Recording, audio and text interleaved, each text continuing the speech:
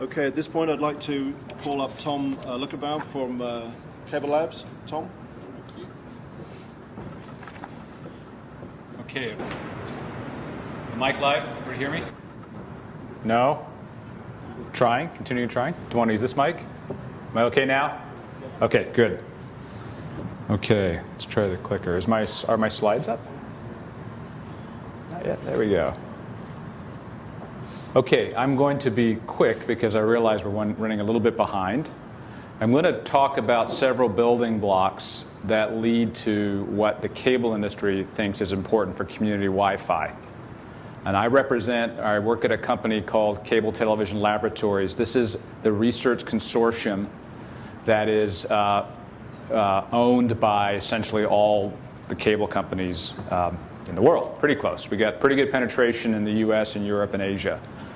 So the cable industry, that's companies that have traditionally built their businesses originally delivering video over coax plant has been evolving.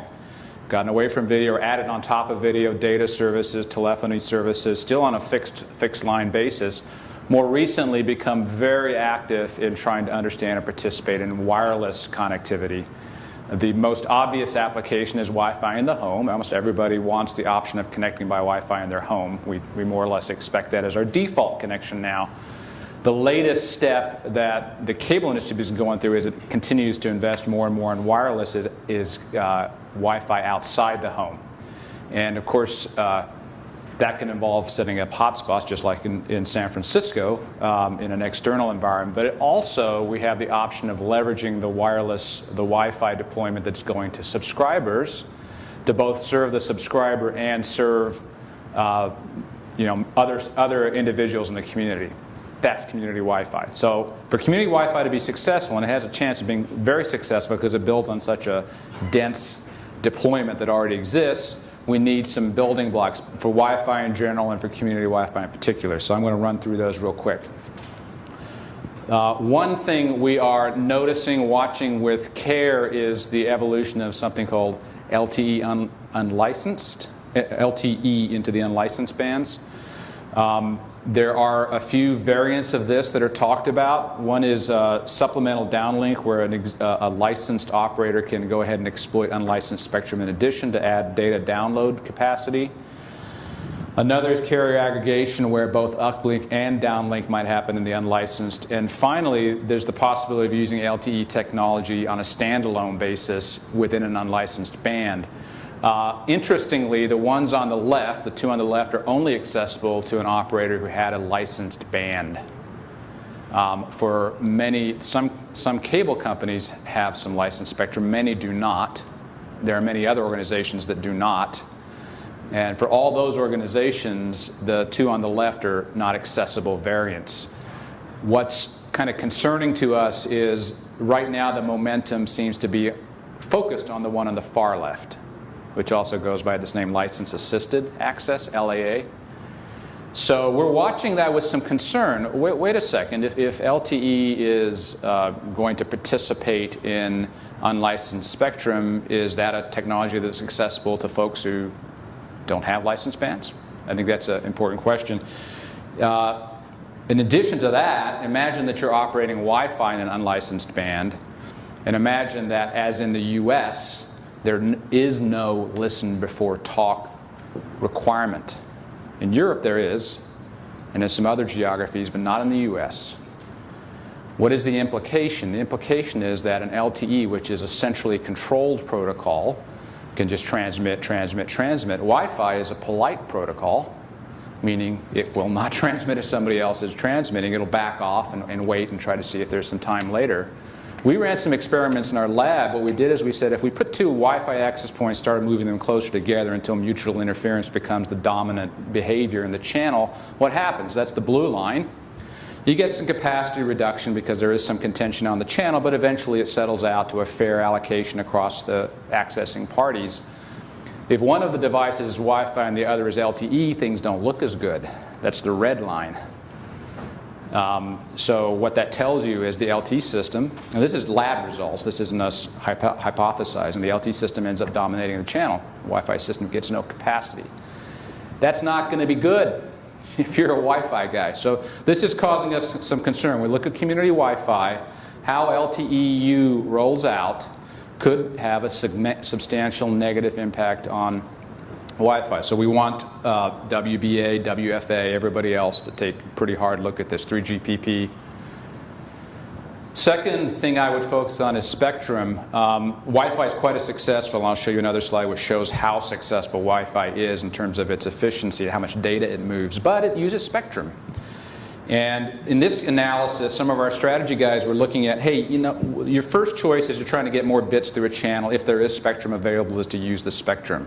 So as long as there's some spectrum that's underutilized, a band you can get into that's underutilized, you continue to do that. Eventually, there's no more spectrum left, and you have to start sharing the spectrum that's there and oversharing it. Your capacity throughput will decline as there's more demand on the channel.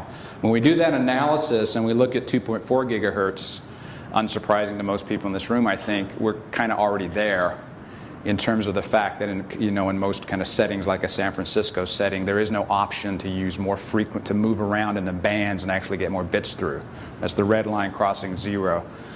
In the comment with 5 gigahertz helps a lot, of course, right? But it's still under pressure as demand goes up. The ability to use frequency goes down. And you'll notice that little dash line is showing you 802.11ac. It's a wonderful protocol. It'll get a lot more bits through, but one of the ways it does that is using a wider band channel. So at the same time we're getting the more bits through, we're also doing it explicitly in the version of frequency exhaustion, which leads to a more rapid dash line slope. Upshot of this is there's no way we should back off on looking for more spectrum for Wi-Fi. That continues to be a super high priority for anybody who cares about Wi-Fi. And we're, the game is afoot, as you would say. We've had some recent successes where we've been able to take some of the 5 gigahertz band that was previously kind of encumbered with awkward restrictions and get those freed up. We see more possibilities like that. We see opportunities to look at different frequency bands, and this is more of a US comment, although there's similar discussions globally. Can we get some stuff at 3.5 gigahertz or even at 600 megahertz, which could have quite different propagation characteristics, could really help with coverage. So this is an area continuing to advocate for spectrum available for unlicensed is another initiative that needs to happen to support community Wi-Fi. Another area we worry about when we think about Wi-Fi in general and community Wi-Fi in particular is the consistency of the experience. And here, the basic point we're having here is most of the devices that access Wi-Fi are actually designed to MNO specifications, and MNO naturally emphasizes the consistency and quality of the LTE or 3G radio. Maybe the Wi-Fi radio is a little less of a concern, and there might be some corner cutting and so forth. Some compromises made on the Wi-Fi radio. That's what you would do if your main business was around a different radio, and it's quite understandable. But it has a consequence when we look at how consumers, when they use Wi-Fi, find the service. Because there is so much variability in the device performance, their experience is variable, and that's off-putting. Right? And here we're just looking at typical variability in between kind of standard solutions, best and worst kind of standard solutions is pretty high. So a consumer can find themselves varying as much as half. They go across their house with one device, they can get through 3 rooms. They go across the device with what looks like another device, it's also a Wi-Fi device, and they go through the whole house. And they're like, what is this Wi-Fi stuff? Sometimes it works, sometimes it doesn't. So this issue of variability in the device thing is something that we think hurts Wi-Fi deployment. We'd like to see all of us collectively holding Wi-Fi implementations to a higher and more consistent standard. So that's another thing that would help with the Wi-Fi deployment. Next thing is the ability to get on and off wireless network or Wi-Fi networks is a common topic and talked about a long time. We're making, as a community, we're making progress. With Passpoint coming along, the notion that you don't futz around with moving from Wi-Fi network to Wi-Fi network is coming along, but we got a ways to go still. One of the aspects of that roaming thing is the concept of settlements and clearinghouses. And again, we think we're making progress here. Some of the technology and kind of the process level solutions look like they're in pretty good shape, finally. The issue is going to be get this implemented and get it implemented between businesses so consumers stop worrying about it. So this is another step important for community Wi-Fi. Now, pull all that together. In our membership, we're deploying rapidly. If you look at Comcast, for example, the biggest cable operator in the United States, they have roughly 500,000 access points in the community, kind of external access points, more than 10 times as many access points enabled on community Wi-Fi, more than 10 times as many. So we're already pushing community Wi-Fi through a lot of our members. The things, and we're going to do that, but the things we need to work on the previous slides are really going to be necessary to getting that to be a service that's not just kind of a curiosity and a nice-to-have supplemental service, but a significant value add for the consumer. We've got to drive the scalability problems. That's the roaming and settlements and clearinghouse issues. We've got to drive interoperability. We've got to drive customer service. If I was to make a little list, the circles in the outer there represent the focal areas that CableLabs, along with this group, WBA, WFA, IEEE, these are kind of the focal topics we're on, a number of which are enabled by the previous discussions, but some are much more technical: radio resource management, traffic management, security. But the goal we have is to work fast on all these issues in parallel with a community that's very interested, including folks in this room, drive the deployments that are already underway globally on the community Wi-Fi proposition to higher quality over the next year, 2 year, 3 years. That's really the time frame. We're not talking about a decade out, and it's not realistic to say 2 months out.